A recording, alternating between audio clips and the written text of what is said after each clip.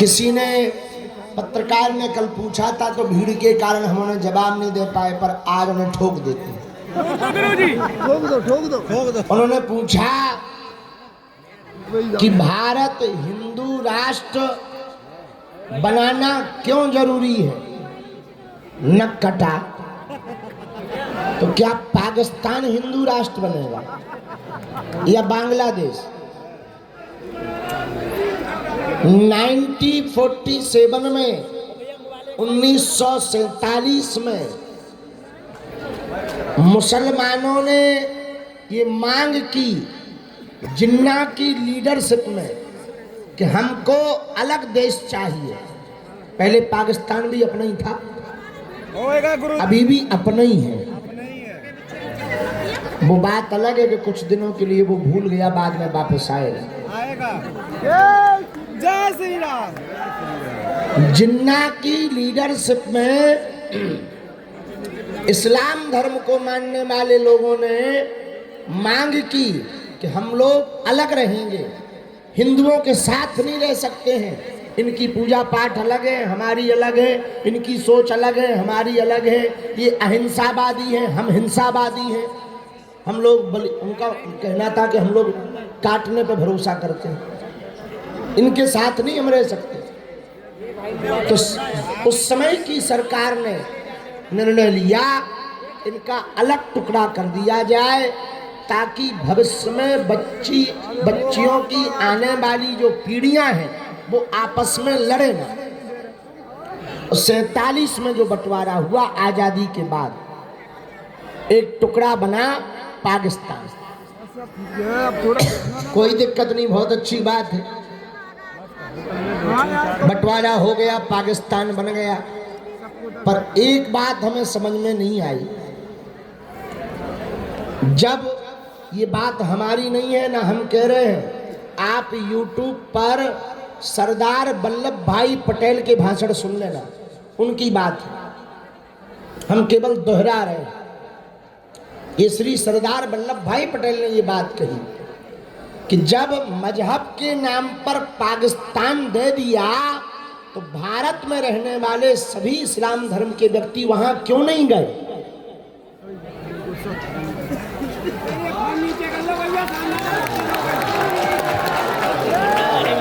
ये बात सरदार वल्लभ भाई पटेल ने कही।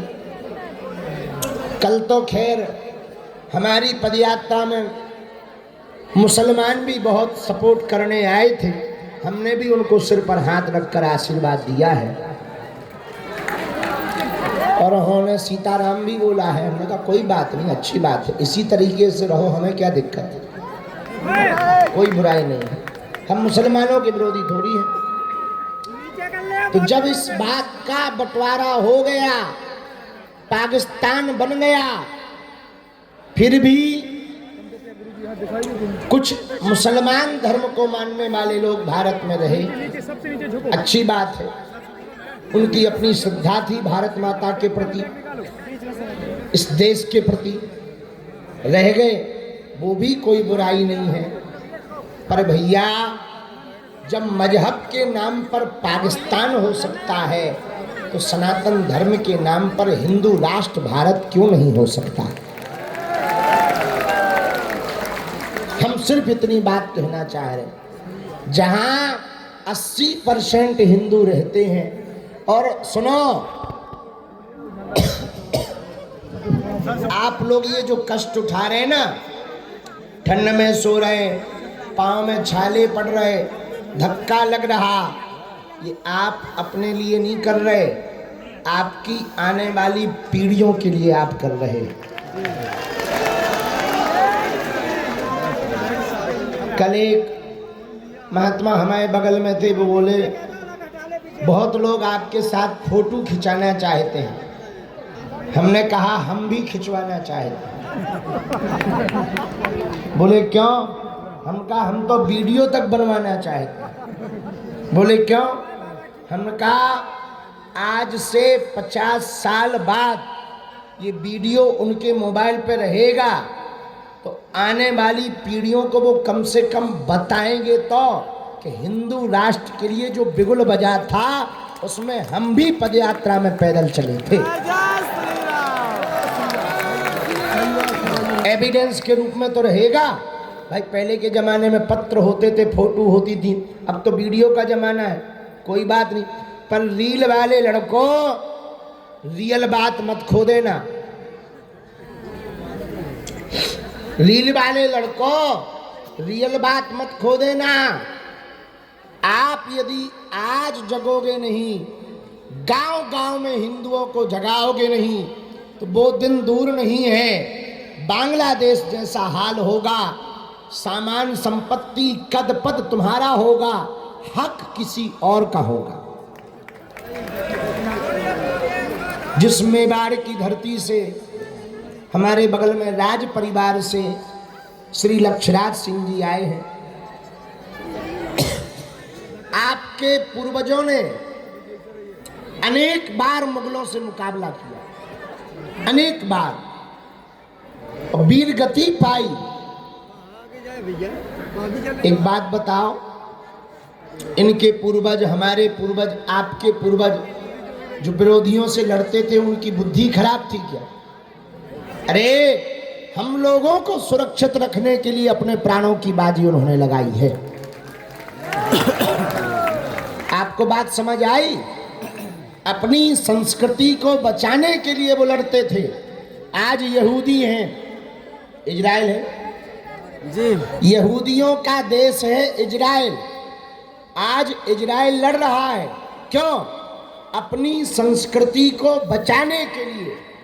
आज फ्रांस लड़ रहा है, क्यों? अपनी संस्कृति को बचाने के लिए। इंग्लैंड में अंदर ही अंदर अब वहां के मूल निवासी लड़ रहे हैं, क्यों? अपनी संस्कृति को। हम अभी ऑस्ट्रेलिया गए, ऑस्ट्रेलिया की राजधानी है कैनबरा। कैनबरा में जैसे ही उतरे, वहाँ के प्रशासनिक अधिकारी, हमें गणमान्य लोग मिले। हमारे साथ जो चेला थे, उन्होंने हमको वहाँ के बारे में दिखाया। ऑस्ट्रेलिया की संसद के सामने एक तंबू लगा था, अंग्रेजी में कुछ लिखा था, वीजा वीजा का। तो हमने कहा यहाँ वीजा बनते हैं क्या, पासपोर्ट मिलता है? बोले नहीं नहीं नहीं, यहाँ के जो मूल निवासी हैं, आदिवासी, वो अंग्रेज जो यहाँ पर आक्रमण करके अपना आधिपत्य जमा लिया, उनके सामने उन्होंने अपना पासपोर्ट का खुद का ऑफिस डाल रखा है। तो हम कहीं ऐसा कब से है?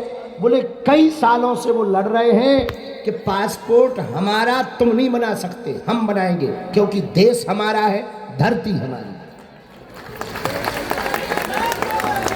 ये बात ऑस्ट्रेलिया की बता रहे। तो वो इसलिए लड़ रहे, अपनी संस्कृति को बचाने के लिए लड़ रहे हैं। भैया, जब इतने देश अपनी संस्कृति को बचाने के लिए लड़ सकते हैं, हम लोग लड़े ना, कम से कम जुड़ तो सकते हैं, हैं? लड़ना नहीं है, पर जुड़ तो सकते हैं। ना हम इस्लाम के खिलाफ हैं, ना हम ईसाइयत के खिलाफ हैं, हम केवल हिंदुओं के पक्ष में हैं। हमारी ना मुसलमानों से बुराई है, ना ईसाइयों से बुराई है, ना उन्होंने हमारे बैल छोड़ रखे, ना हमको शौक चढ़ा है भैया, ना हमको पैदल चलने का शौक है, ना फोड़े फपोड़े पाने का शौक है, ना धूल खाने का शौक है। दिन भर में कम से कम 1 किलो खा जाई थी।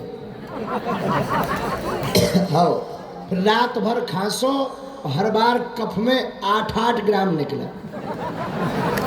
हमने तौली तो नहीं है, अंदाजा बता रहे। हाँ, नहाने जाओ तो वही हालत, ना नहाओ तो वही हालत, पैदल भी चलो तो वही हालत। भगवान की बड़ी थोड़ी देर में ही फिर कल हमारे पीछे हमारा चेला तो बोलो गुरुजी कुछ खा लो। हम कहीं इतनी तो खा रहे, अब क्या खा ले? तो किसी ने कहा पेट ठीक है। अरे हम कहा इससे बढ़िया क्या हो सकता, जब कंकड़ पत्थर भी पचा ले, इससे गजब का पेट क्या हो सकता है? तो आप लोग अपनी संस्कृति को बचाने के लिए, बच्चों को बचाने के लिए ये पुरुषार्थ कर रहे हो, हमें भरोसा है आपकी मेहनत रंग लाएगी, हिंदू जगेगा और भारत हिंदू राष्ट्र होगा। हमारे तो जब तक तन में प्राण है तब तक हम पदयात्राएं करते रहेंगे। कोई हमारे साथ चले ना चले, हमें अपने चेलों पर भरोसा है। तो हमारे चेले भी हमारे साथ छोड़ देंगे तो भी हम चलेंगे, हमें अपने गुरुजी पर भरोसा है। बाढ़ में गया अकेले जाएंगे, आदमी अकेले 4 धाम जा सकता, हम पदयात्रा नहीं कर सकते क्या? कर लेंगे, पर कम से कम जब देश लुटेगा